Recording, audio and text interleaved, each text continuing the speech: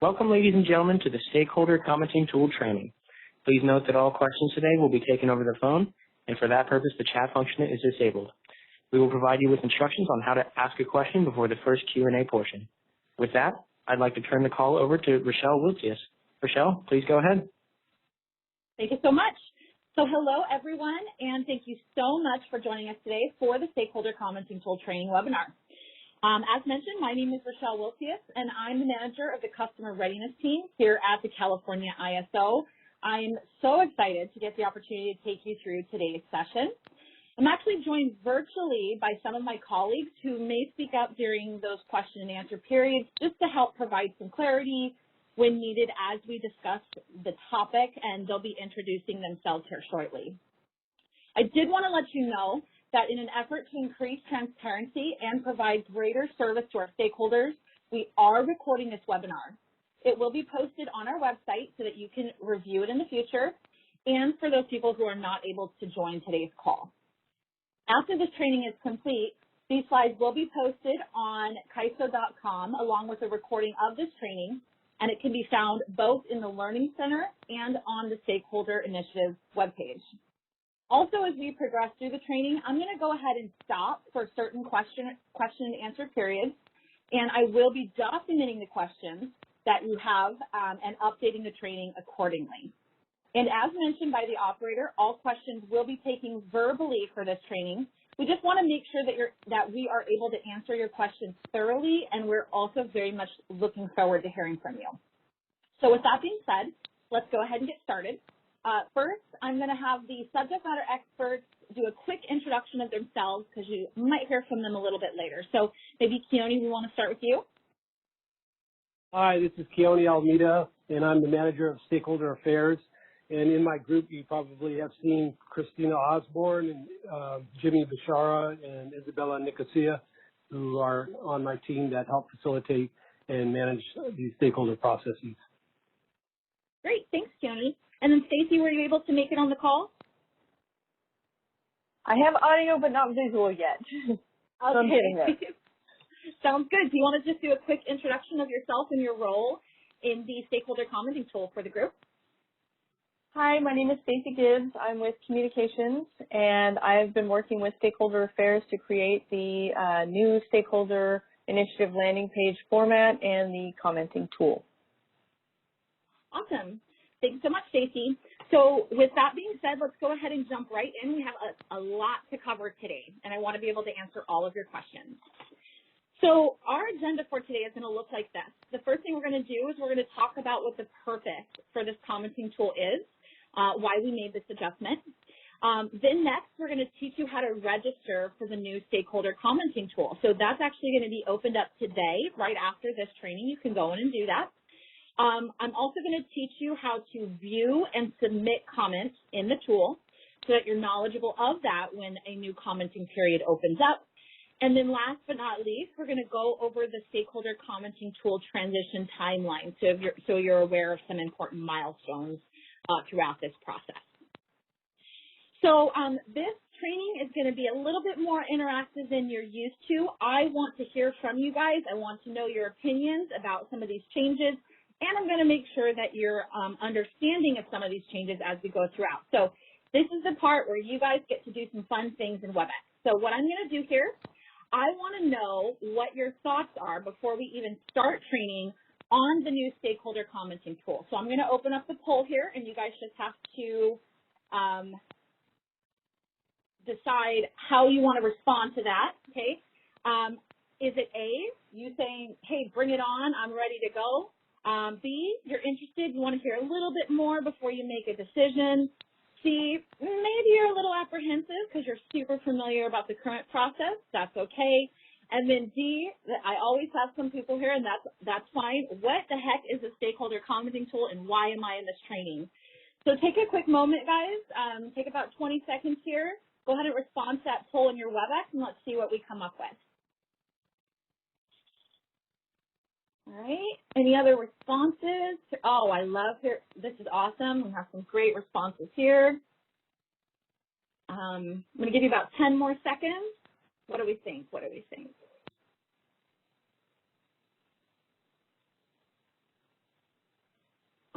right? Let's see where we ended up here. And don't worry, for those of you guys that didn't make time, we have a lot more polls throughout the training. So I'm going to go ahead and close this poll. I'm going to share the results with you guys. So hopefully you can see that. We have, awesome, we have 14 people, bring it on. Most of the people falling in the I want to hear more. That's fantastic, because that's why you're here in training. A couple people that are a little apprehensive, that is fine. Hopefully you feel a little different after this training. And then finally, a few people saying, what's a stakeholder comment tool? I'm so glad you asked me that, because that's what we're going to talk about next. Great job, guys. So we'll do some more polls as we continue throughout the training. So first, let's talk about a quick overview of the changes. I always like to give a high-level viewpoint so that you can answer what are the big changes here for this tool. Okay, the first one being that there is going to be a registration process. That's what I'm going to spend a lot of time going over today, and you only have to do that once, which is great, but you do need to know how to do that. So that's new.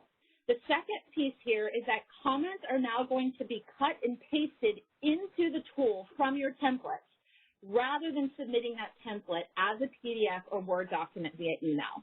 So that's another big change there. So you can still do everything on your end, the exact same. It's just instead of sending that template off, you're going to put those responses in to the tool, and there's some great benefits that come with that, which I'm going to go over with you.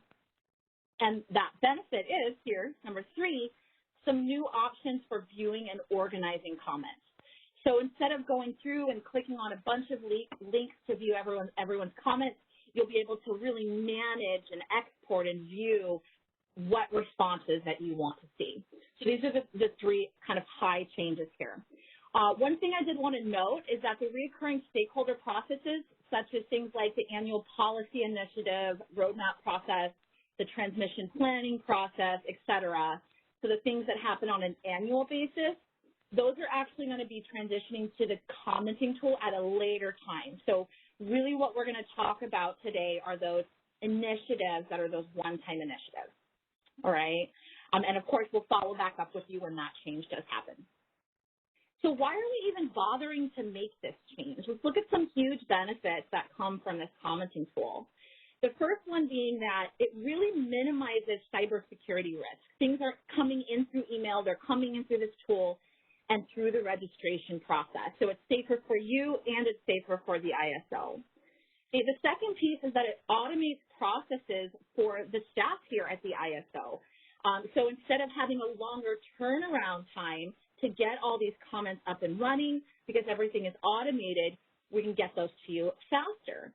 And the third thing is that it really enhances your comment review experience, and we'll look at that as well. So again, you don't have to click on all of those links and go through 30, 60 pages of PDF comments. You'll be able to see them all at once. All right, so as promised, let's talk a little bit about registration and how to go through and do that. So why do you have to register? Well, it's for security, right? But the good news is it's a one-time process. It's pretty intuitive.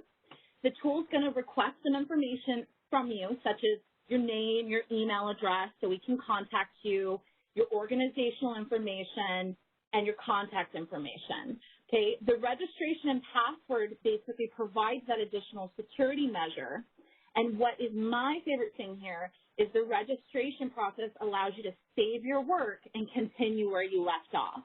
So it knows who you are and how far you have gotten in that commenting process so that you can go back in at a later date and pick up and continue. Okay? So let's walk through the process here. So to begin the registration, you're just going to go to the Stakeholder Initiative page. That's what you're seeing as an image in front of you there. Okay? Or you can navigate through, go to ISO.com, stay informed, and then go to Stakeholder Initiative. Or there is a new URL right here for you, okay? I'm going to, right here, there you go. So there's your new URL. I did want to mention that the URLs have changed due to this tool. So if you've bookmarked URLs for initiatives or for the stakeholder page in the past, you're going to want to re-bookmark those with the new website, okay? All right, moving on. So you're going to go to that page. there's going to be a new button here, this new commenting tool button. You can tell it has a little dialog box, and you can go ahead and click on that commenting tool button, and then if it doesn't recognize you, which it won't since you haven't registered yet, you're going to come to the login page, and you're going to click this sign up piece right here. One thing I did want to note is it's a little bit different than what was communicated before. Even if you registered for the tool during testing, you're going to want to re-register now that the tool is launched. We did that for a specific purpose because we want to ensure that all of your information is accurate.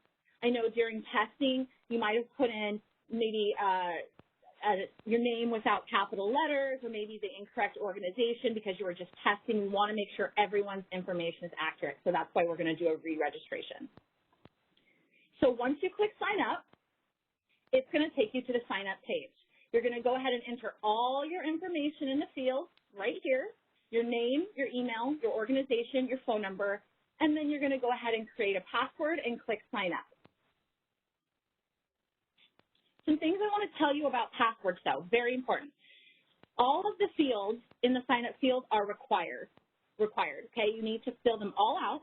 You need to make sure that your information is formatted correctly. So your name starts with capital letters, that you're using correct grammar, also no acronyms. That can be really tricky. And then this one here, super important, so I'm going to highlight it twice.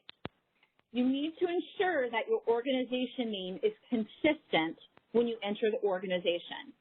This is so important because it's going to allow the tool to connect comments from individuals of the same organization, and there are some huge benefits on that. We'll go over those more in the future, but basically I would be able to edit someone else's comments from my organization if the tool knows we're from the same organization. So you guys are going to want to choose what name you're going to list here. Okay, in organization before you register. Okay. Another important item, passwords are required to be a length of 15 characters or more. So that's a really long password. Make sure that you come up with something. It can be numbers, characters, letters, capital letters, but it does have to be 15 characters or more. And last but not least, the registration process could take up to 2 business days to approve access. What happens when you register is an email is sent to the Stakeholder Affairs Department, and they review it, make sure that it's a secure web email address, and then they will respond back to you. So that's why I want to mention 2 business days, especially if you do it late on a Friday afternoon. There's a chance you're not going to have access again until possibly Monday or Tuesday. So just don't wait to the last minute to register. Okay. Once you have submitted your registration, you're going to receive a notification in your browser that says, hey, congratulations, your information has been submitted. Check your email because we're going to send you an email to confirm your account. Okay. In your email, you're going to receive an email that looks like this. I want to make sure to mention it so that you know it's not phishing. And when it says confirm by clicking here, you're going to want to click there. Okay, so you'll get an email to confirm that it was submitted, and then once Stakeholder Affairs verifies your email address, you're going to get another email showing that your access has been approved. That's how you know that you're ready to log in. I wanted to get screenshots, but I also wanted to mention this is from testing here, that your email is going to come from a different email address than the one listed here. But just notice it will come from the ISO. What's also great about the tool is that it's totally self-sustaining, which means if you forget your password, that very long 15-digit password, you can reset it yourself.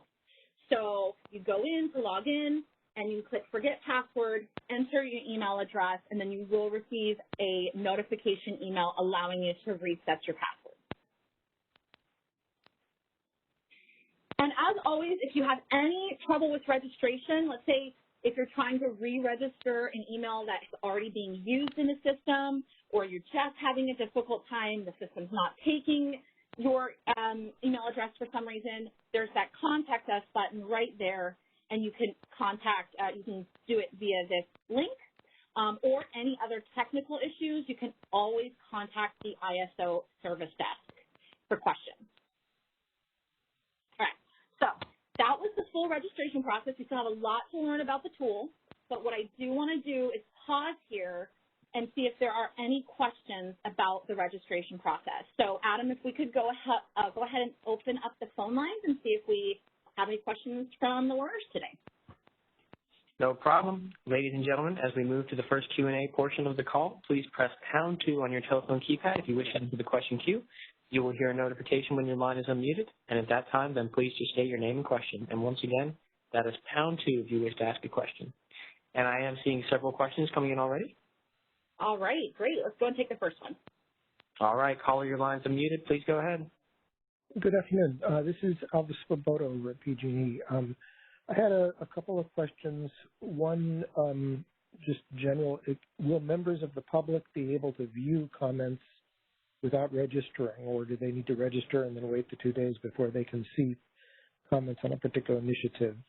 And then the second question is, what happens if an organizational affiliation changes? Like if I retire, do I lose access to my comments in terms of being able to view them? Great question. So the first one I'll go ahead and answer for you, which is can members of the public view comments without having to register? And the answer to that is yes. So the registration process is just for submitting comments, but it is not for viewing comments. Anyone can see that. And in regards to your second question, that's also a fantastic question. If you change organizations and how is the process or how is the registration going to be kept up to date, I'm actually going to throw that one out to Keone and Stacy and see if they have any responses on that question. Stacy, I'll have to defer to you. Okay, yeah, I can take that one. If you were to change organizations, what we'd want you to do is contact Stakeholder Affairs so they could edit your registration on the back end. I assume if you were to change organizations, that your email address would also change. So that would require them to get involved with that. If you were to change and go to a new organization, or as you said, retire potentially, I'm assuming you would no longer have the use of your company email. So we would have to get you in there into the system under a new email address and a new organization, assuming that you're still going to submit comments. Okay. Having access to the old ones, those would be tied to your organization name and to your email address from your organization when they were submitted. So you wouldn't still be able to have access to those. Well, I guess you'd have read access, but you wouldn't be able to do any more, because as a member of the public, you should be able to look at old comments. Yeah, if your comments have been published to the site, they'll always be on the site. Anyone can always see them, including yourself. Okay, that sounds great. Thank you. Mm-hmm. Yeah, great questions. All right, can we take the next question, Adam?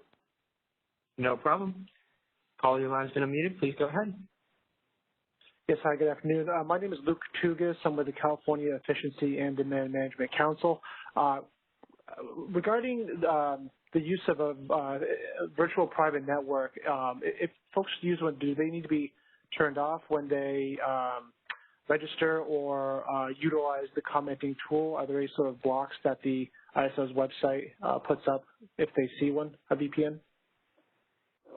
So let me answer that a little bit, and then I'll give it back to Stacy to see if she has anything more in depth. This is just a regular public website, so the only blocks would be on your VPN end. If your VPN is blocking any public websites, but you don't need access to any specific network to be able to access this tool. Is there anything that you want to add to that, Stacy? No, you hit on it. Okay. Great, thank you. Did that answer your question? Okay, great.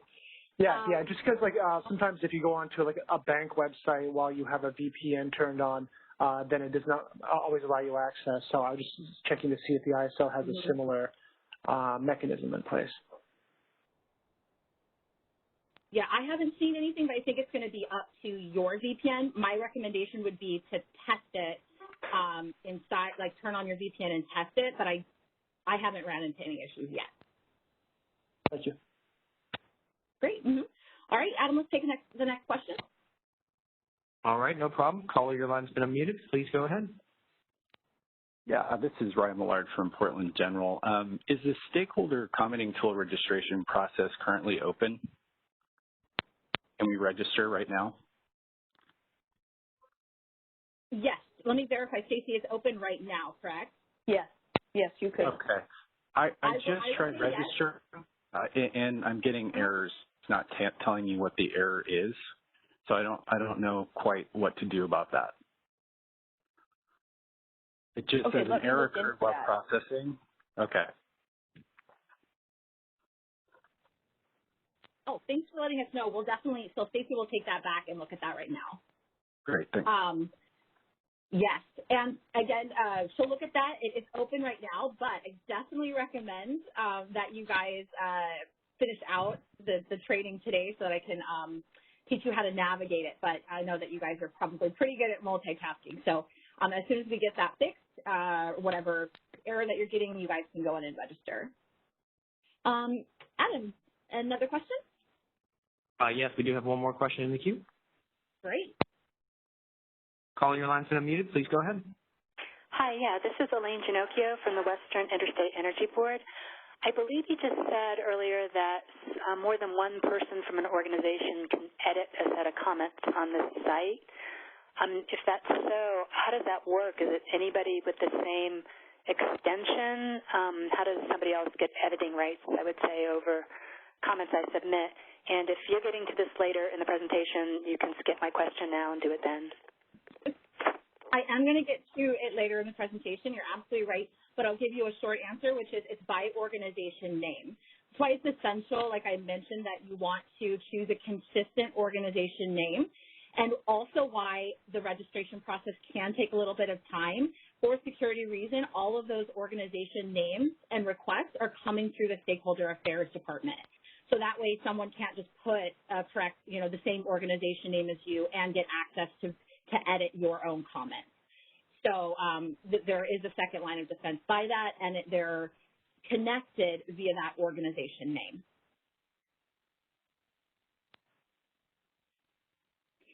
All right. Do you have any additional questions? That we do not. All right. Let's continue.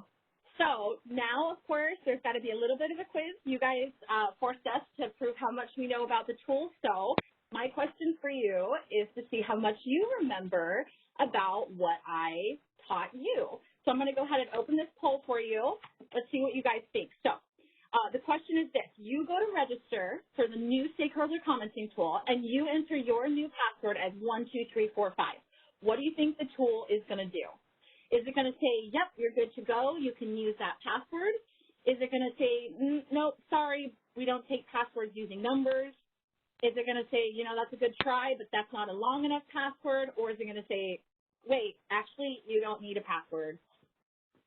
What do you think? So I'm going to give you guys 10 seconds to answer this, and we're going to see what we come out.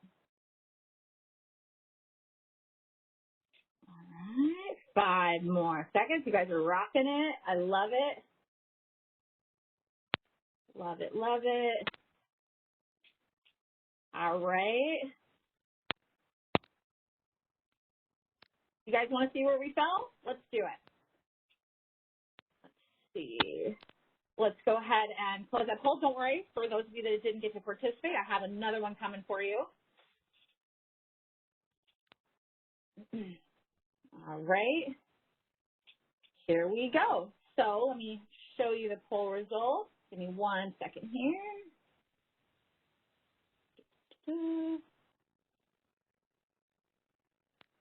All right, what do we have here?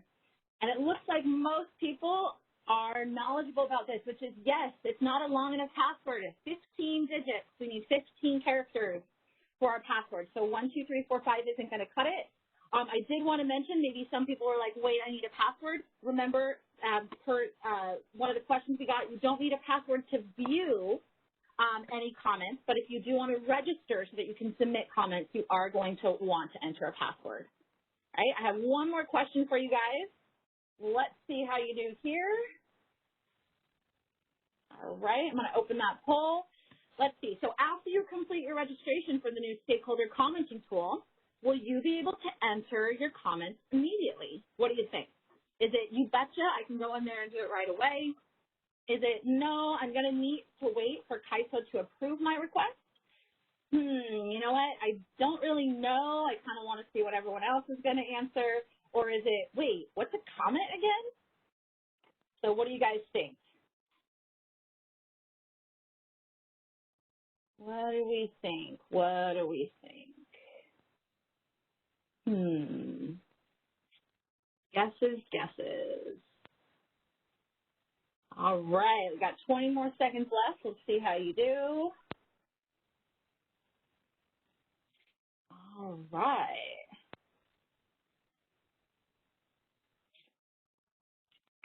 All right, we're just going to, I'll wait for a countdown here so that I can share my poll results with you. And you guys are rocking this. You're absolutely right. We talked about 2 business days at most to get that back. So because of security, everything, all the registration requests go through Stakeholder Affairs to verify that you are who that you say you are. And then once KISO approves your request, you will absolutely be able to enter comments after that time. Perfect. All right, so let's move on to the fun stuff. So now registration is over. You only have to do that one time. And now it's time to begin looking at comments and navigating through this cool new tool. Right? So the first thing that you're going to want to do is after you register, go in and log in. Once you've logged in, what's great about the commenting tool is it does keep you logged in until you log out of the tool, like a regular browser window. If you restart your computer or you delete your browser history, you will have to log back in, but it does remember you, so you won't have to do this every single time, okay? You'll just have to do this if that history is deleted. So you go to log in, click on the commenting tool button and log in, and then after you log in, you're actually going to arrive at your active comments page. So mine says active KISO comments because I work for the ISO. We had some questions about organization. Your organization will show there, okay? That's how you know what organization you are identified in. And take a look, my information is showing up here in the right-hand corner, and I can also log off of the tool if I didn't want someone else. But let's say I'm sharing computers and I didn't want them to be able to come in and get in here. Right? You can also use the breadcrumb link in the active comments field to go back to the stakeholder page if you want. Okay. There's also another way to log in. If you just go directly to an initiative and you go to submit comments right here, the tool knows you're not logged in and it will ask you to log in at that time. So you don't have to necessarily go to comments tool and log in. You can go straight to your initiative and log in from there as well. All right. Once you're logged in, now we're in the stakeholder initiative webpage, and you're going to go ahead and just click on whichever initiative you want to view comments for or submit comments for. And let's take a look at the new pieces that you're going to see on here. If an initiative is open for submitting comments, you're going to see this new submit comments button with a dialog box next to it. That's how you know it's open, that commenting period is open. Additionally, the due date for that commenting period is right here underneath for you. Now, after the due date, that commenting tool is going to get closed, but if you need to submit comments, you can always contact Stakeholder Affairs.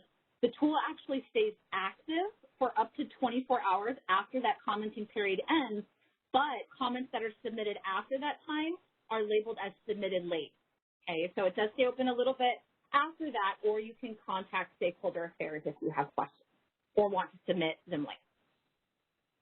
So this is what it looks like when an initiative is open for submitting comments, okay?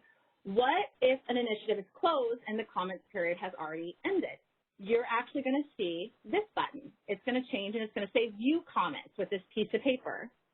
So this is an initiative submitted via the new comments process. I also want to mention to you guys that you'll notice that initiatives or pieces, documentation with comments on them via the old process do not have that icon next to it. So that's how you're going to know. This was the new web tool. This was the old PDF format right here. Right? All right. moving on. So now let's talk about submitting comments. This is the really fun part, is how do we actually start submitting comments. So to begin submitting comments, we're going to click the Submit Comments link, okay, like we mentioned, and it's going to open the item that you're going to submit comments for. You'll actually see the item here on the top, and you'll see the initiative here on the bottom. You're going to want to make sure that you're on the right item, okay? Next, you're going to see the name of the submitter, which is your name right here, and additional contact information that is completely optional. We wanted to add this because we know that occasionally there are submitters that submit for multiple entities, but only one person really should be contacted about those initiatives or if there's questions. So you could write that in here. This is a free form box, right? Please contact so-and-so if you have questions or comments about any of these comments, right? And then next, if you are submitting on behalf of other organizations, there's a checkbox for you, okay? Now, if you do select this box, I'm submitting on behalf of other organizations besides the organization that's listed in your name, these two items are going to be required. You have to fill them out. So the business name is the name of all the organizations you're submitting for. So in this example, you know, hypothetically, they're submitting for Pacific Corp, Arizona, and Idaho together. This is the name of the group that those organizations are called, whatever that group is. So that's the difference between those items. Another big important difference here, and I cannot stress this enough, is where the document template is located, where the commenting template is located. For those of you that have gone through the process before, you probably recognize this previous location here. It'll be right there in the list of all the activities for that initiative. Here was your comments template. This is where you downloaded it. On the new location, it's actually going to be on the initiative page. So let's go back a little bit. Okay, you have to click on the initiative, click on Submit Comments, and then that document template is right there. So it is in a completely different location. Make sure you're knowledgeable of where that goes. All right. When you submit comments, you're going to copy and paste them from the template into each question field. And like everything else really on a website, if there's a red asterisk, that means you know that's a required question. So it must have an answer on it. There are also some questions that have position buttons, which is great. So it's only required, again, if it has a red asterisk, but what you can do is write your comments in here, and then you can choose this radio button based on what your position is for that specific question.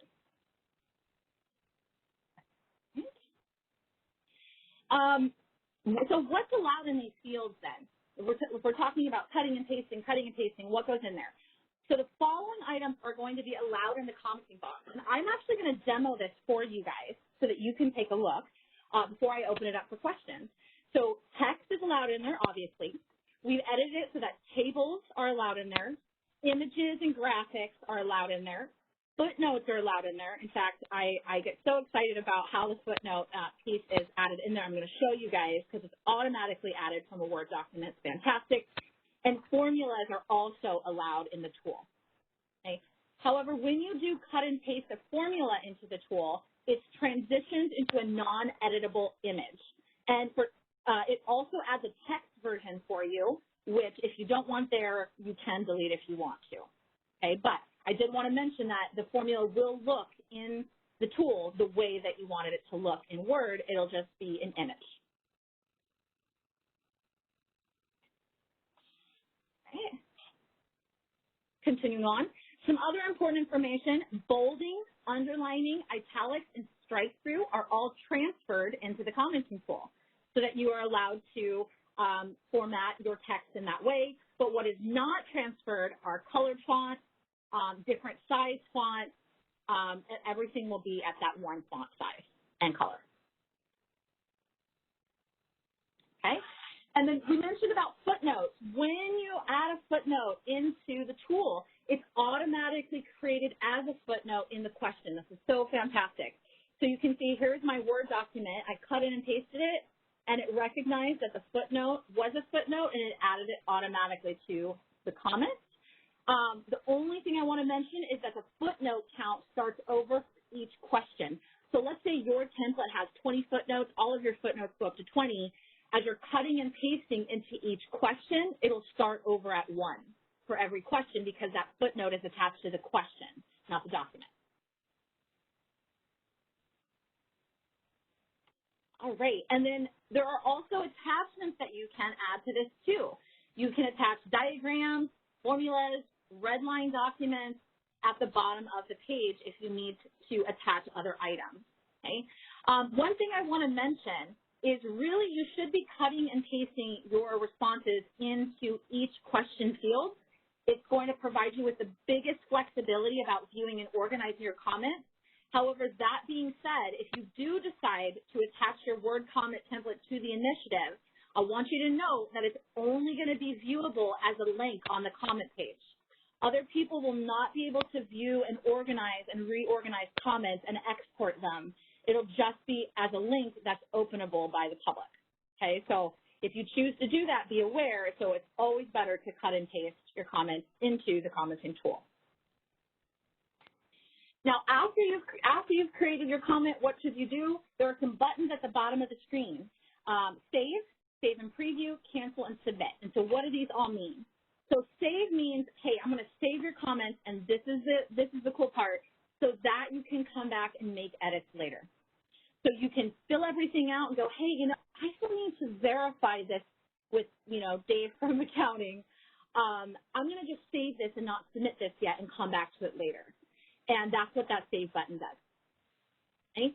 Save for preview saves your comments, but it also shows you what those comments will look like in a non-edit mode.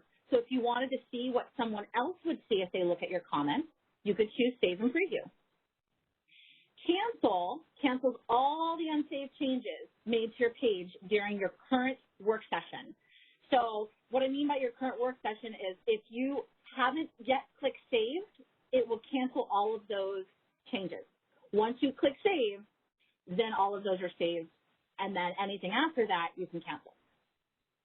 And last but not least, Submit will submit your comments to the ISO. Submitted comments cannot be edited. Once they're submitted to us, they're submitted to us, and we would have to send them back to you if you wanted to make edits to them. So those are our statuses. So now what I'm going to do before I pause for questions is I'm going to go in and just do a quick demo for you guys, because it's one thing to see screenshots, but I think it's another thing to actually see it in the flesh, and so that you can see what I'm talking about here. So I'm going to swap over really quickly to my screen. Okay. And you guys should be able to see my screen. Hopefully you can.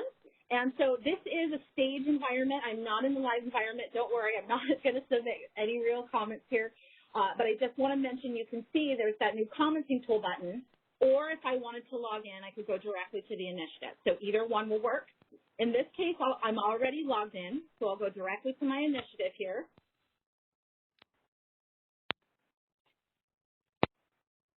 Okay. Which, if I click, looks like I'm having a little bit of an issue opening that. No worries. Oh, there it goes. Yay.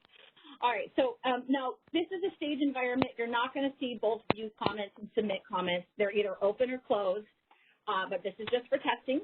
So let's say I'm ready to submit my comments for this activity. I'm going to go to Submit Comment, and you can see my screen looks exactly like the one that I presented to you guys. I can download my comment template. I can put contact information here, right? Please contact whoever that is. Okay. If you submit on behalf of other organizations, you see these are required.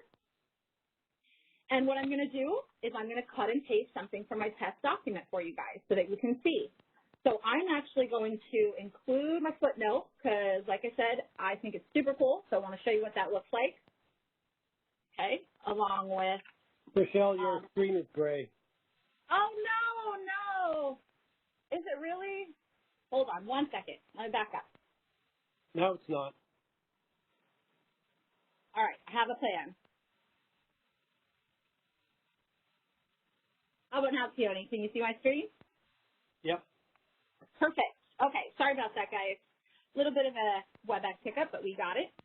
So this is, let's say, my document template. I'm going to copy it, and I'm going to paste it right into my tool. Okay, you can see it brought over my table, and it also brought over my footnote. Okay, so I can paste all my comments in here, copy paste. I can upload an attachment if I want to, okay. And then I can save.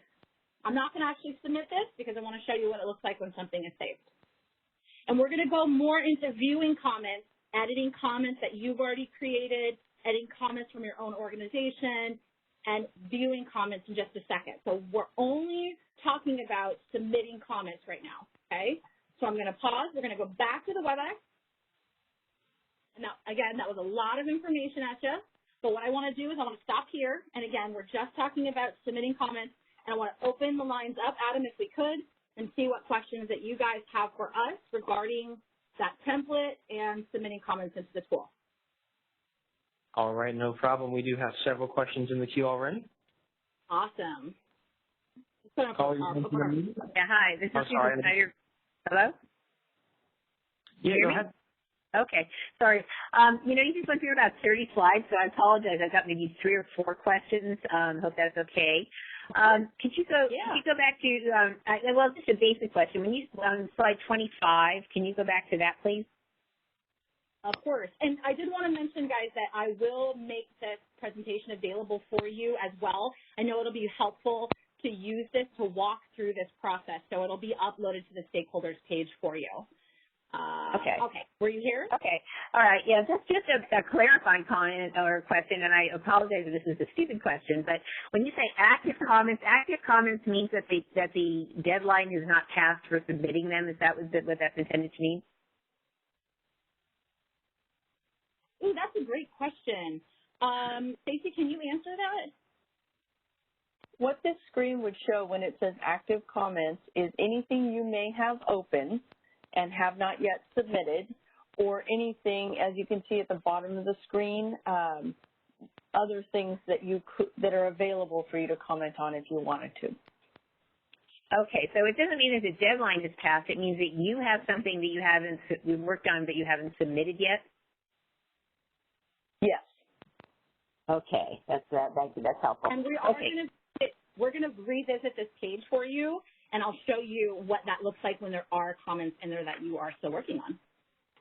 Okay. All right. And I have a question about, well, let me go through the detail ones, then I have just a general question. Well, let me ask a general question. Okay, so you download this template, okay, and then once you have the template, I'm going to go to page 35 next if you don't want to go by that. But anyway, you download this template, and then you're cutting and pasting. What's the purpose of doing the template if you're cutting and pasting? Do you cut and paste for each question? Yes, that's correct. Now, this is a sample template. It's my understanding you can use whichever template you want. We just provide you a template.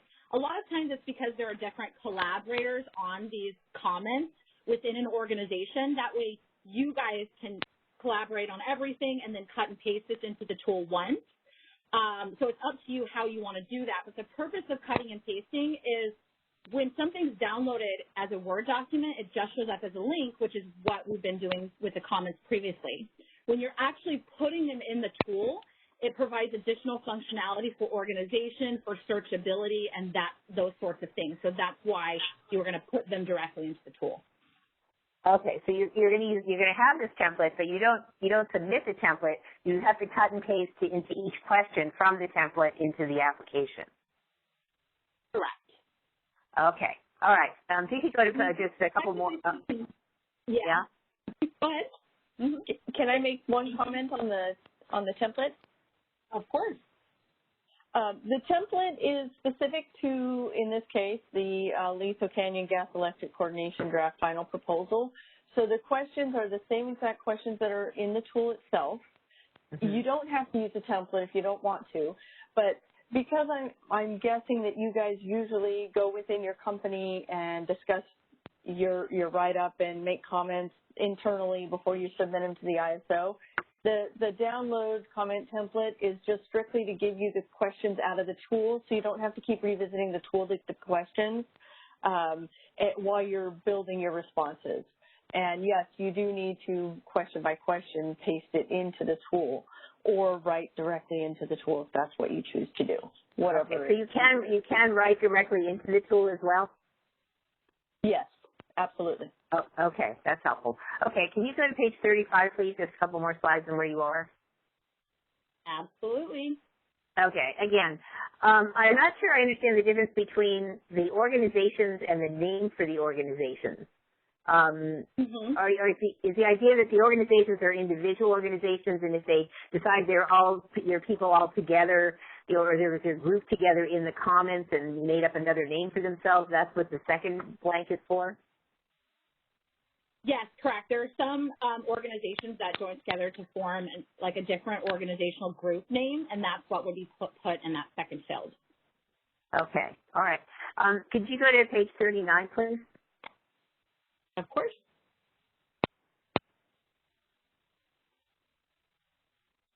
Okay. Is there some reason, and maybe,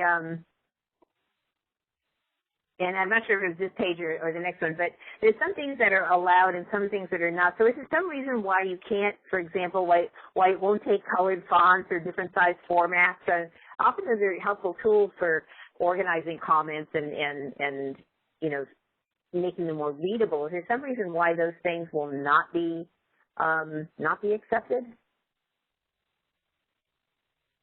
Stacey or Keone, did you guys want to take that one? Yeah, that's the one. Thank you. Yeah, right here. Mm-hmm.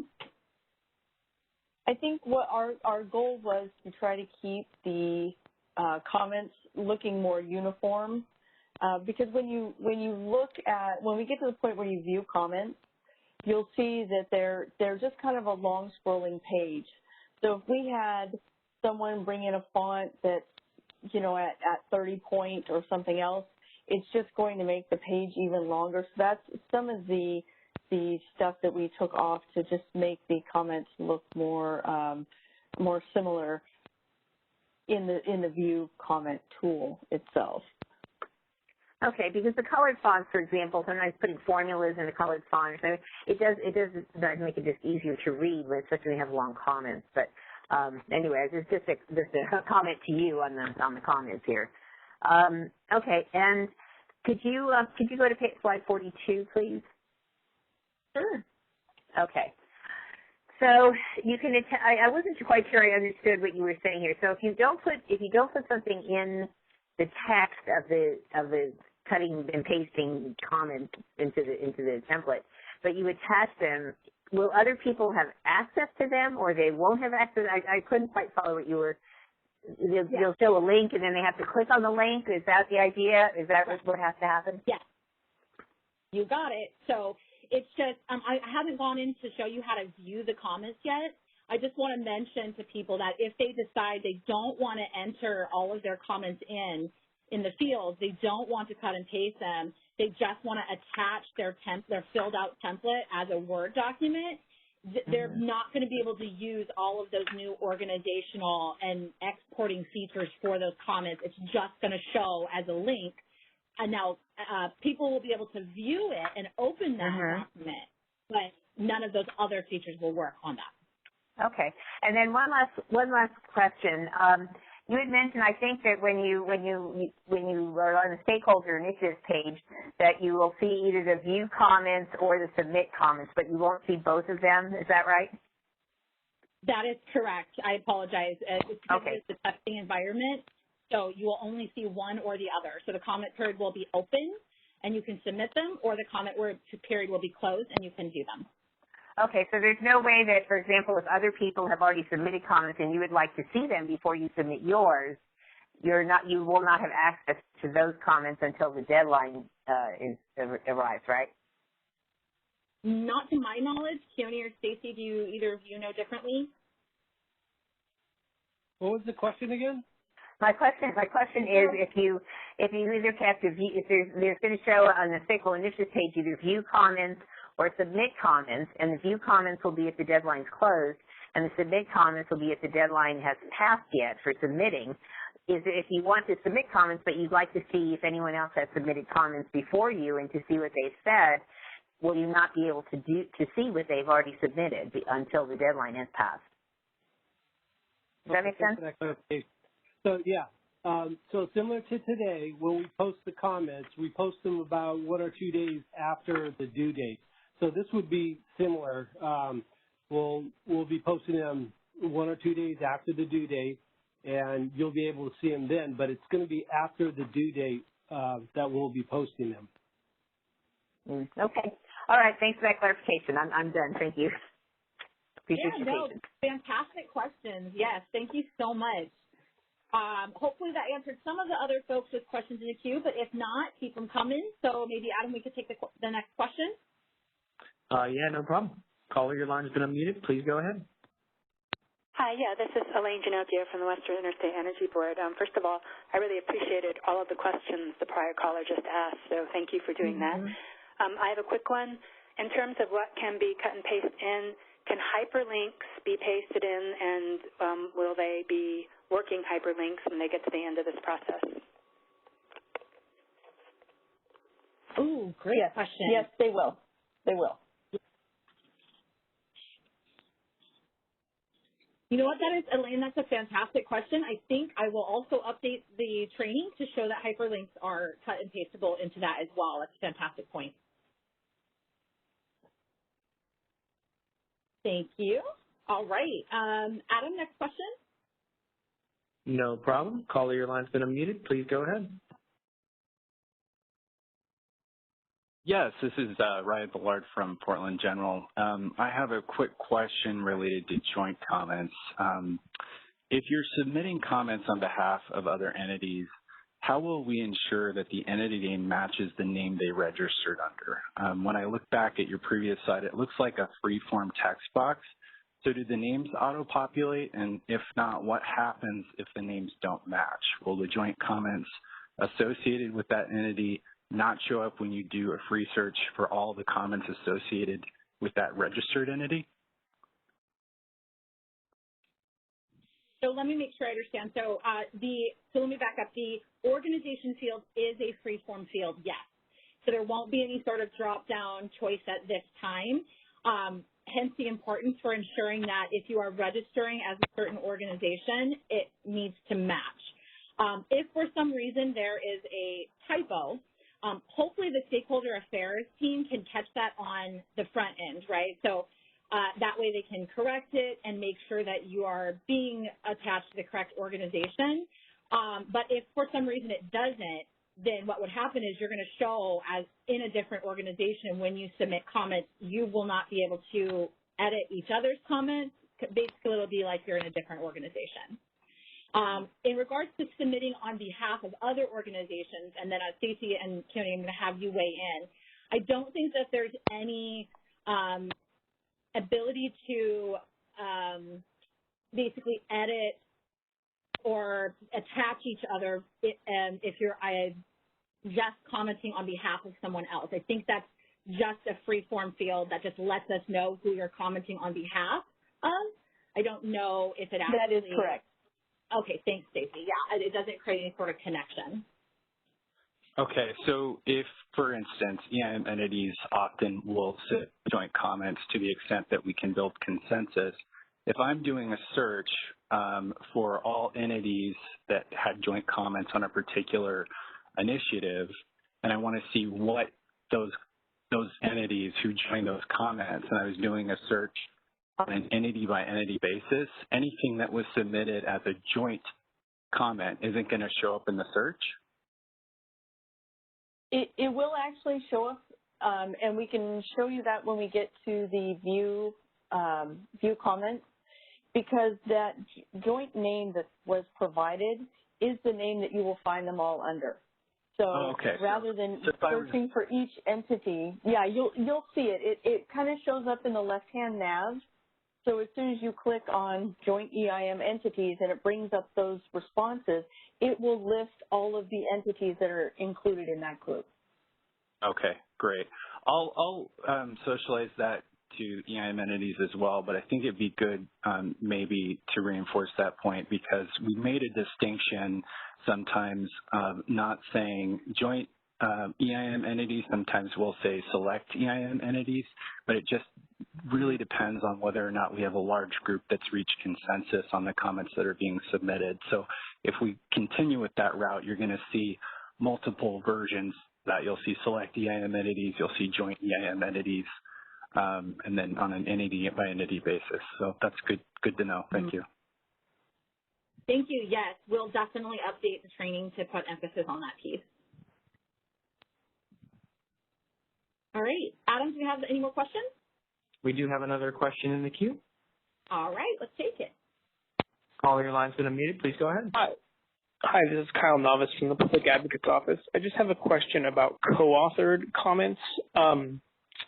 Will it, so often on our comments we have multiple people contributing answers to the stakeholder questions.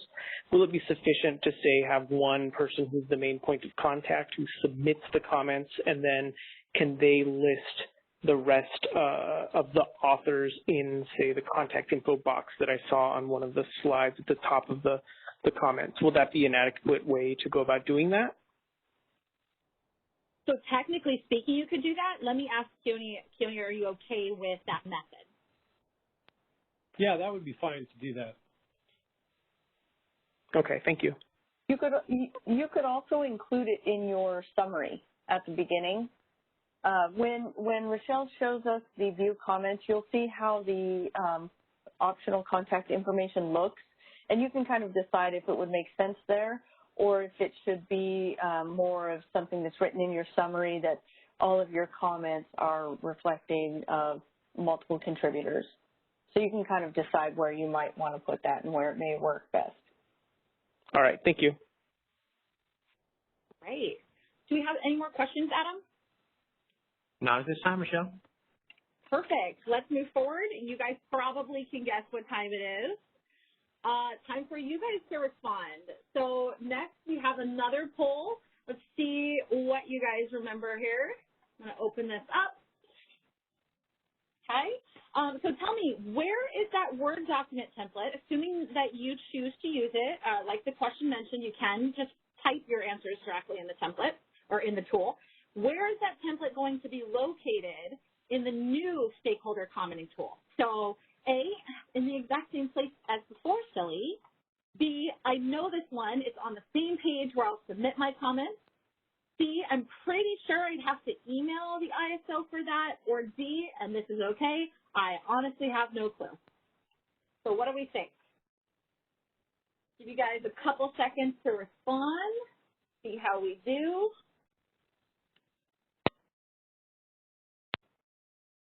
All right. Okay, let's see what we came up with here in just a second. All right. Okay, let's see how we did. Awesome. Most of us got it. That's right. The new Word document template is actually going to be on the exact same page where you submit your comments. So before it was listed on the initiative page, but this time to get to that template, you'd have to click on Submit Comments and go in there and download that template. All right, let's ask one more question here because, you know, I like torturing you guys. Not really. You guys are a fantastic group. But I do want to ask this here. Tell me, should you upload your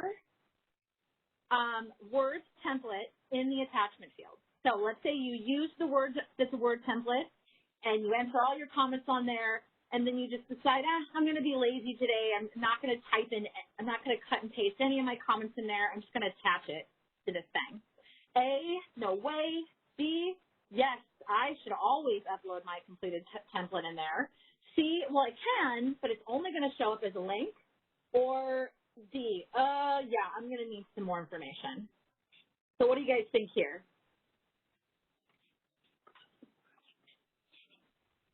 Let's see how we do as a group. Awesome, awesome. A lot of responses. You guys are fantastic. All right, let's go ahead and close this poll here. And let's take a look. And yeah, it looks like the majority of people have it right. You can upload your Word template in there, but it is only going to show up as a link. So just be aware of that you're not going to be able to search for things as well, or you'll see when I talk about exporting comments and things like that. Right? Great job, guys. Fantastic job. So let's go ahead and move on to viewing comments. So we talked about submitting comments, we talked about registering, and now let's go ahead and talk about viewing them.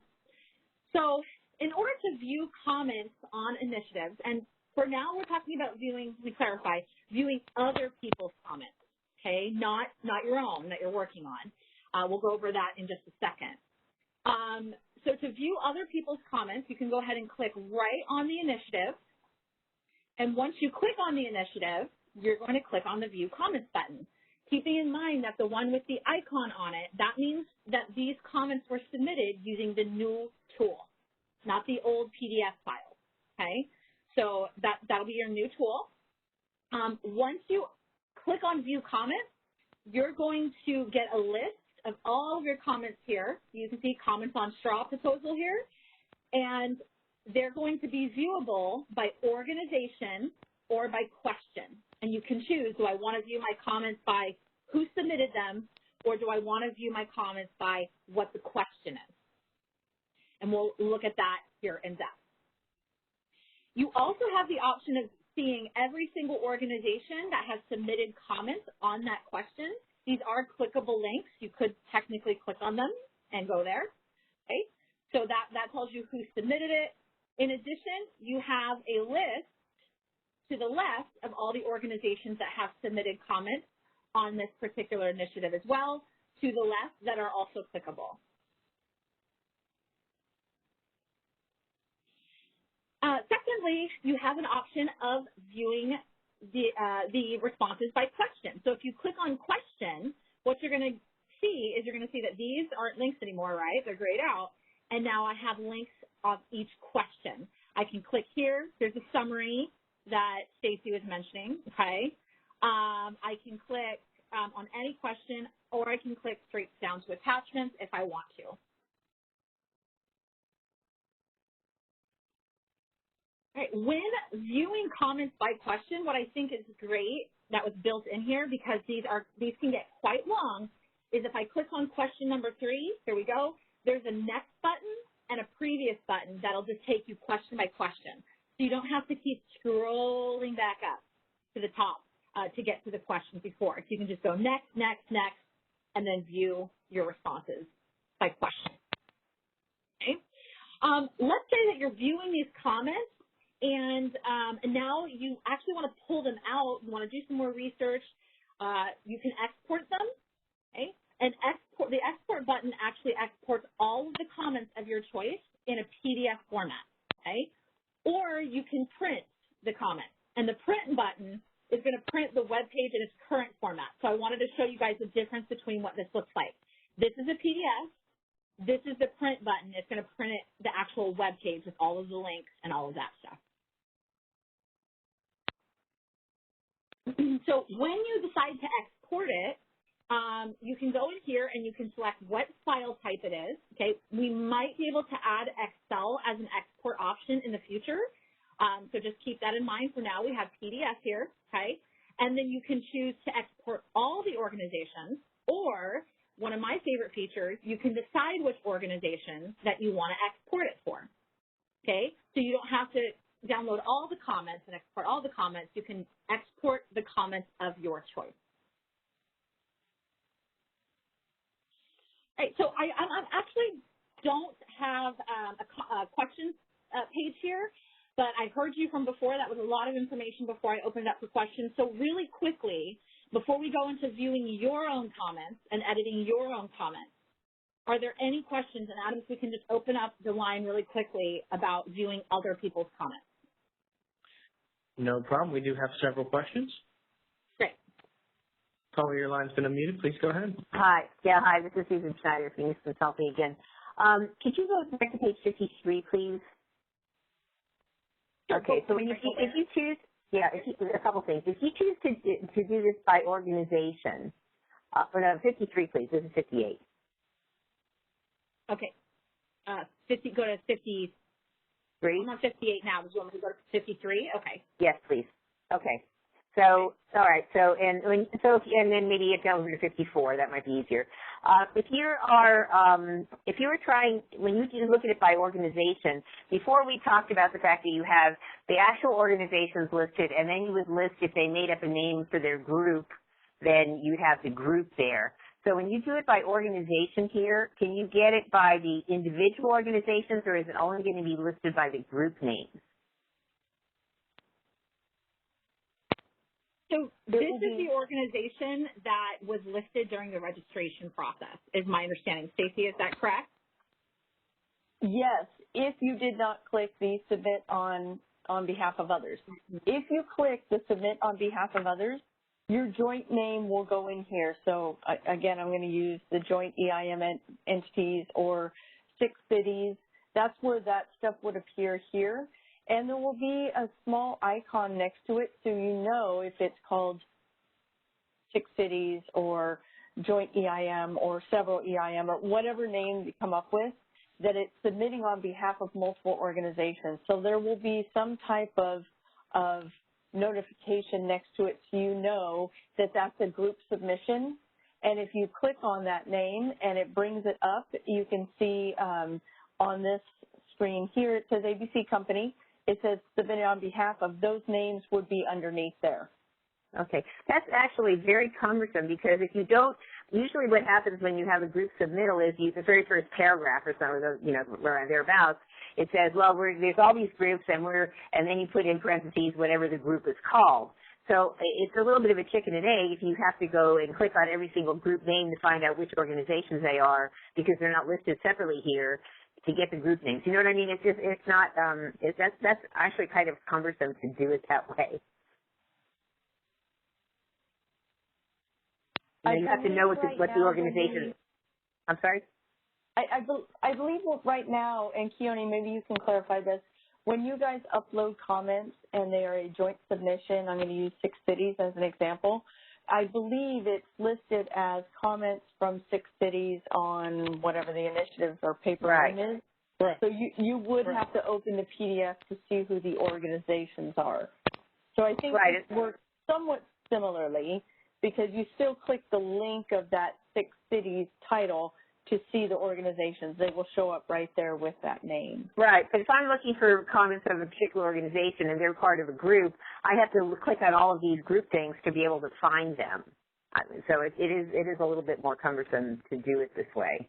I know you have the way you set it up, but if there's any way to modify that, it just makes it easier to find the groups.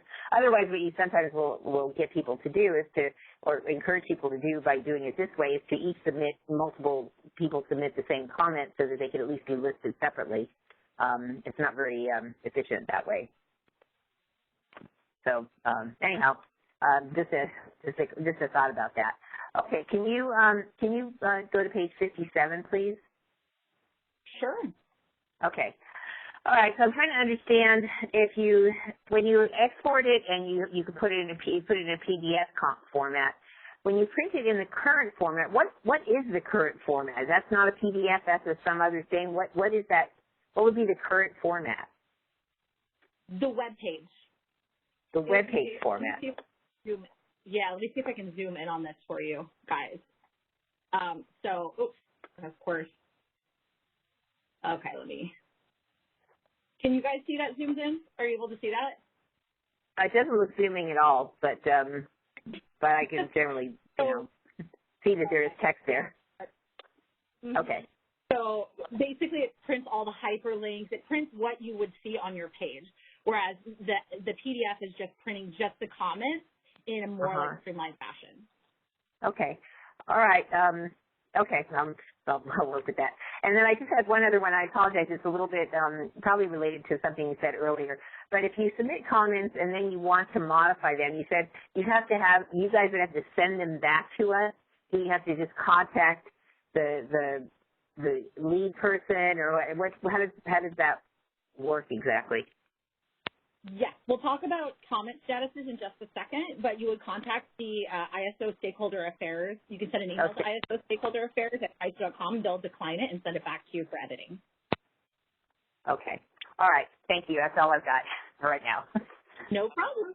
Okay. Thank you so much. Adam, any additional questions? At this time, there are no additional questions. All right. So let's move forward, because I want to show you guys how to view your own comments. We've had a lot of questions about statuses. So there are two options to view comments that you've already saved and submitted. And let's assume that the comment period is still open here, right? You can click on that commenting tool button that I showed you, and it will go to that active comments, right? And remember, mine said active ISO comments because that's my organization. Or you can click back on the submit comments button. So once you submit a comment, if you click back on that button, it recognizes that you've already submitted comments for that paper or initiative or whatnot, and you can view that particular comment there. Okay? You can view your organization's comments on a specific initiative using both of these methods, and that's why it's really essential that your organization names match when you register. So, for example, let's say Jane Doe creates and saves the comments on initiative, and then John Smith can go in there and edit those comments and then submit them, right? So you'll be able to view all those comments. And so clicking on the Submit Comments button allows you to see the comments and their status for only that initiative. So, for example, this initiative is the Aliso Canyon one, and you can see this is a comment that I created that is not submitted, right? Meaning I haven't submitted to the ISO, which is why this edit button is still here. So I clicked on Aliso Canyon, on Submit Comments for Aliso Canyon, and I'm looking at just this one. Okay? If I wanted to look at all of my comments, I could click on this button in the corner. It's really navigator friendly here. Okay? If I go into the commenting tool button, I can actually see all of my organization's comments and all of for every single initiative, again, that's open, right? So here's all my active comments. I know this screenshot's kind of a little hard to see, but I want to show you. Here's one for this title, right? This one's not submitted. This one's not submitted.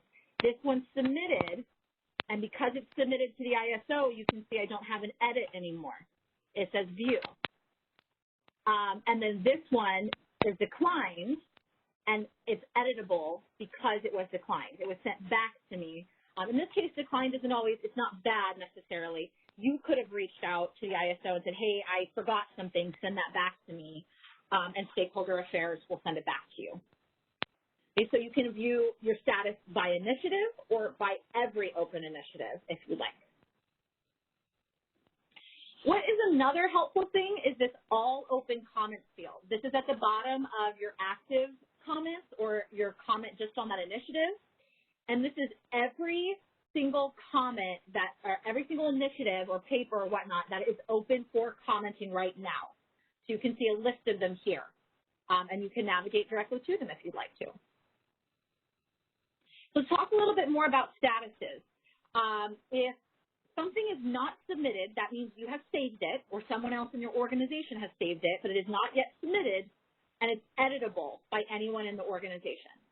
Okay, if something is listed as submitted, that means it has been submitted to the ISO, it is no longer editable, and you're going to receive a confirmation email from Stakeholder Affairs saying that you successfully submitted your comment.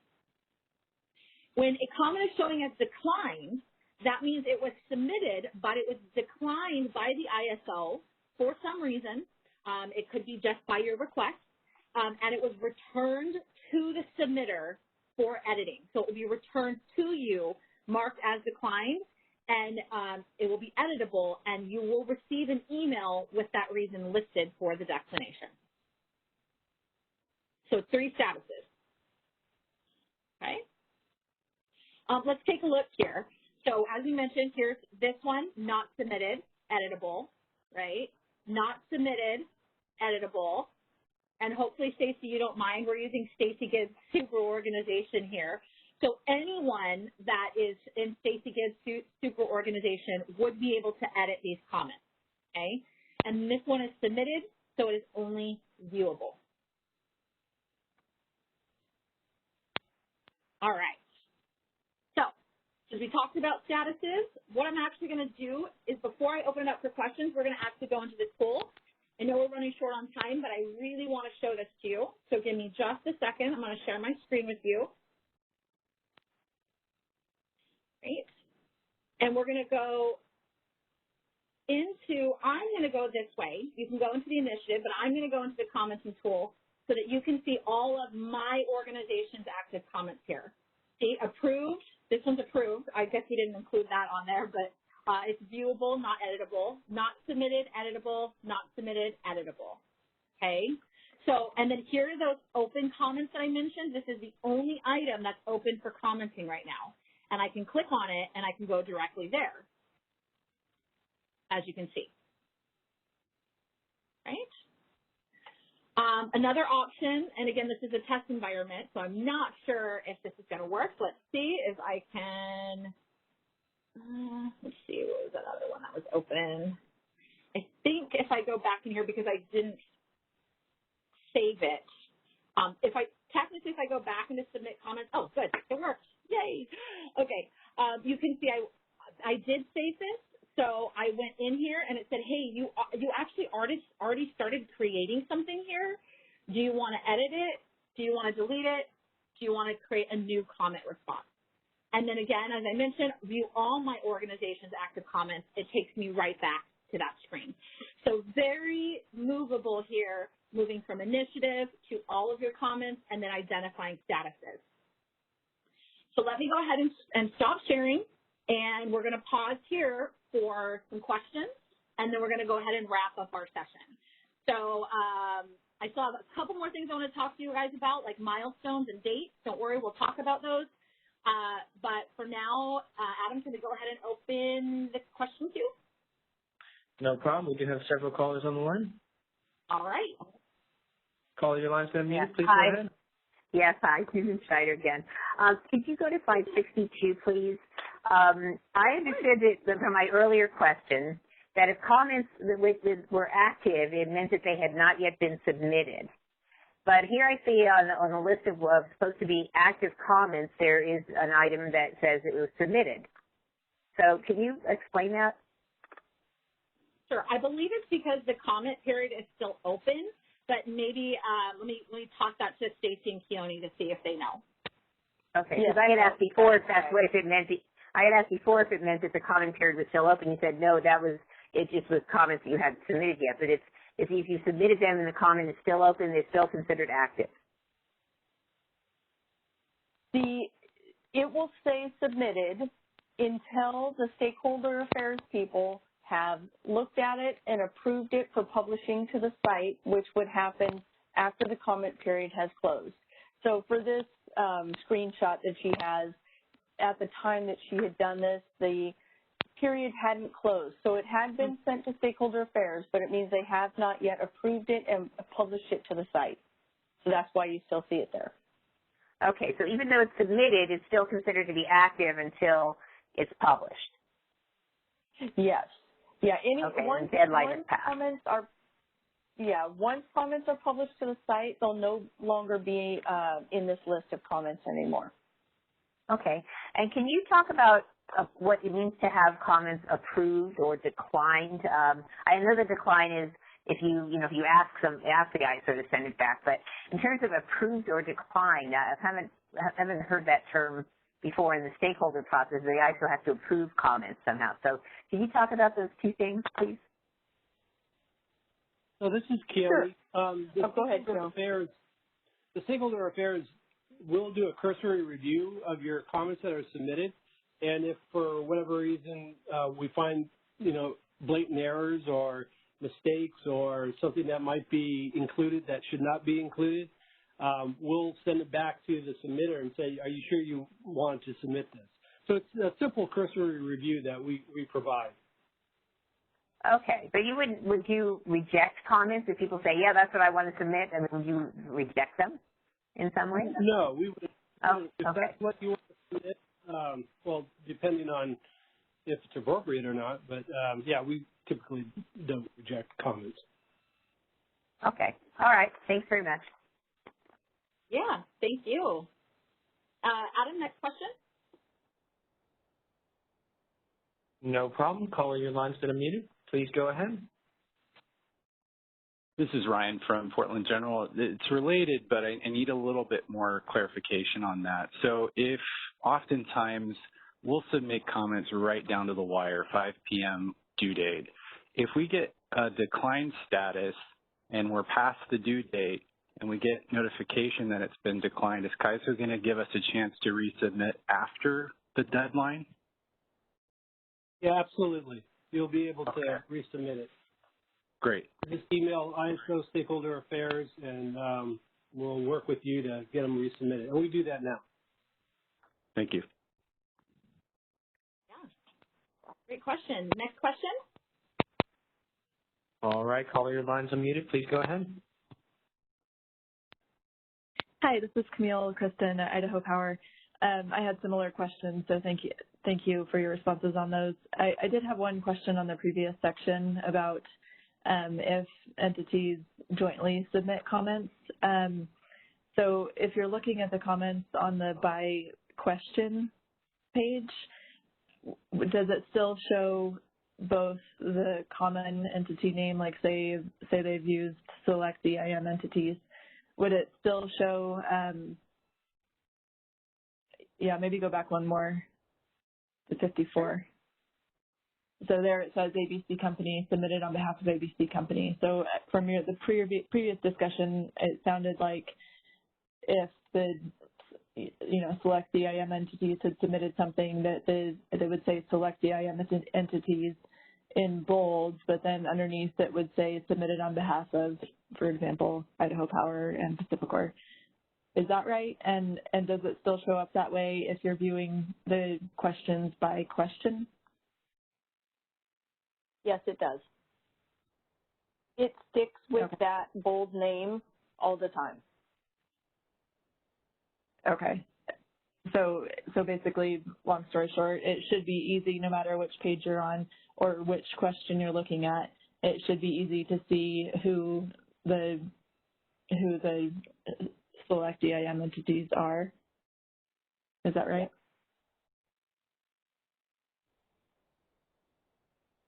Yes, that's right. Okay, thank you. All right. All right, Adam, any more questions? We do have some more questions on the line. Okay. Caller, your line's been unmuted. Please go ahead. Hi, this is Elaine Ginocchio from the Western Interstate Energy Board. This is from the prior section as well. I'm still trying to get an understanding of how multiple people from the same organization get editing rights on documents. So if one person registers for that organization and then later a second person registers for that organization, how do you screen that? If it has the same extension, do you just assume, okay, your registration is allowed? Do you go back to the first person and say somebody else from your organization is also trying to register? Can somebody from that organization find out if multiple people are registered from their organization so they get a hold of who has editing rights on their document? Jenny, do you want to take that in regards to your plan, your department's plan for managing that process, or whoever it's going through? Well, we'll approve when they get registered, but it's going to be up to the company and the organization to determine who, for them to manage their editing rights, who they want to edit those documents. Well, I guess I'm asking, what if somebody who just likes to cause trouble, not from your organization, tries to register and say they are from your organization? How do you screen out those people? We'll be able to identify their email addresses that links them to those organizations. Okay, and if an organization wanted to find out how many people are registered under the organization, do you allow that? Stacey, can you answer that? Well, yes, you could actually contact Stakeholder Affairs and they could go into the admin view and tell you how many people in your organization are registered. Okay, thanks. Yeah. So it sounds like we'll be able to provide a list. Great. All right. And then, Adam, any more questions? We do have some additional questions in the queue. All right. We'll take a couple more, and then we'll finish up the training. Go ahead. All right, caller, your line has been unmuted. Please go ahead. Hey, it's Marco Kelpine. I can see myself starting comments and forgetting to submit the day before they're due or the day that they are due. Does this thing have the functionality that if you start comments, it will prompt you right before the comment due date and ask you whether you want to submit comments? Ooh, great question. It does not currently have that functionality. I don't know, Stacey, if you want to add anything more to that. The short answer is no. Maybe in the future, who knows? But for right now, it will not do that. That is something we can look into. It doesn't do that now, though. Mm-hmm. All right, that's fine. Thank you. Great, yeah. Mm-hmm. All right, next question. All right, caller, your line has been unmuted. Please go ahead. Hello, this is Alvis Florida from PG&E. So just to understand the kind of the publication process, will all the when a particular initiative is closed off, will all the comments become instantly available, or do you go through a process of sort of gradually putting them out? I mean, you know, with the recent documents approach, it's very clear when things are posted on the web, but I'm not clear about that here. And then also how would you... Similar to how you submit your comments now, there's a cursory review, as I mentioned, and Stakeholder Affairs will do that, and they'll upload them all at once. So there is a lag time there, a day or two. Okay, but there won't be one of them there, there'll be all of them there when that happens. Yeah, unless somebody submits them late, and they will add it later on. And that was the other thing. Will you be able to distinguish the ones that were submitted late from the, if you come in a week later after having downloaded the initial set, is it easy to tell which ones were submitted late, or you just have to sort of know? Can you answer that? Yes, when you go to the View Comments page, you'll be able to see next to the organization name, there's a tag next to it that will say submitted late. Okay. All right. Thank you. Yeah. Awesome. Okay. Adam, are there any more questions in queue? We do have one more question in the queue. All right. Well, I'll take the one more, and then we're going to kind of wrap up. We see if we can pause for any more questions a little bit later on, but let's take the one more. All right, caller, your line has been unmuted. Please go ahead. Hi, Susan Schneider again. I apologize. I had one more question. And I'm still sort of stuck on this individual, the companies together versus their made-up group name. If you have, say, two companies that are submitting comments together and you list the two there, but you don't provide for lack of a better thing, a group name or a made-up name, and you say, well, this company A, company B, so they exist. So that's how you write the comments. And so they didn't make up a name for themselves to be together. First of all, is that okay? Keone or Stacey, do you guys have a preference on how that should be listed if there are multiple entities? No different. It's no different than how it's listed now. When you submit comments on behalf of organizations, it's going to list the organizations. Okay, so it does require a group name. It does require a group name, though. How come? I mean, what if they don't have a group name? They're two companies submitting comments together. You have to make up a name for them?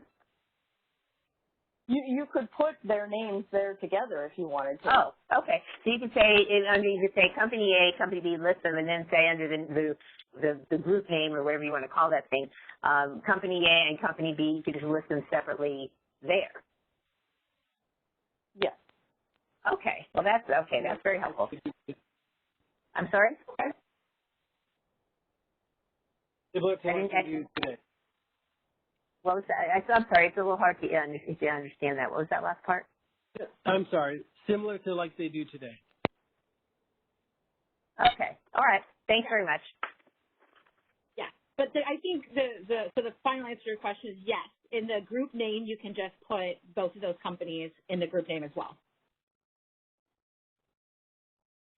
All right. So let's talk a little bit about timeline information. As we mentioned, the commenting tool opens for registration today. The actual launch of the tool to be able to download comment templates and post comments and submit comments is actually going to be August 10th. There are going to be 3 initiatives that are open on August 10th for commenting. That's hybrid resources, the EIM governance review, and then EDAM. And then those dates are listed for you there as well. So those are the 3 initiatives that are going to start using this tool opening August 10th with 3 separate due dates for those commenting periods. Okay. I did want to just do a quick overview, just to let you guys know we did hear you when we were going through testing. We know there were some worries about the quality of what was submitted in the commenting box, so that's why we did increase that so that it holds additional items like text, table, graphics, formulas, footnotes, all of that stuff. Also concerns about using the required template. Just a reminder, you can use your own template. You can type your answers directly into the tool. You can even technically attach your own template to the questions. Just remember that they're only going to show up as a link on the page if you do that. And then, again, some concerns about copying and pasting requires additional time. We know that copying and pasting can take a little bit more of your time. However, we really think you're going to be able to gain that back by when you're searching and organizing all of those comments on that. It should make up for that delay that you have. And so some resources, just as a reminder, you can go to ISO.com. I'm going to place this deck on there for your review. Definitely use it to walk through the registration process. There will be a recording of this training session. And then if you have any questions about the commenting tool, you can always contact ISO Stakeholder Affairs at ISO.com. Okay. We can stay on the line for additional questions if you guys would like to, but I know some other people have to jump off for some other calls or other meetings that you're taking. The last thing I wanted to mention for you guys is I would love if you take some time to fill out our training evaluation. Rochelle Wiltsius will be sending you an email in the next few days. Please take a moment to fill it out. It helps us make our training for you more effective. What was a hit? What was a miss? What could we do better next time? What really works for you? So that's my request to you, is to fill that out. And like I mentioned at the beginning of the session, these will be placed on our website, hopefully as soon as we can get the slide deck to you and the recording in the next couple of days. Okay. In addition, let me open it up if we have, Adam, if we have a couple more minutes. I know we're a little bit pressed for time. If there are any additional questions in the queue, I'm happy to take those now, and then we can close out our webinar. All right. We do have an additional question in the queue. All right. Caller, your line's been unmuted. Please go ahead. Hi, this is Elaine Ginocchio from Weeb. So based on what you just showed us, for those 3 initiatives, is the only way to submit comments for those 3 initiatives through this new tool?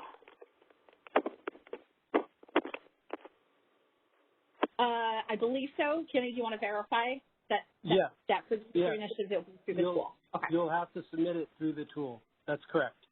Okay, thanks. Good question. All right, Adam, do you have any more questions in the queue? Not at this time, Michelle. Awesome. Well, thank you, everybody, so much for giving me an hour and a half of your time today. I hope this was helpful. I'm going to get this up for you as soon as I can. And that concludes our webinar for today. Thank you so much for your participation. I really hope you found it useful and informative, and I hope everyone has a great day. Ladies and gentlemen, this concludes our conference. Thank you for using AT&T Event Conferencing Enhanced. You may now disconnect.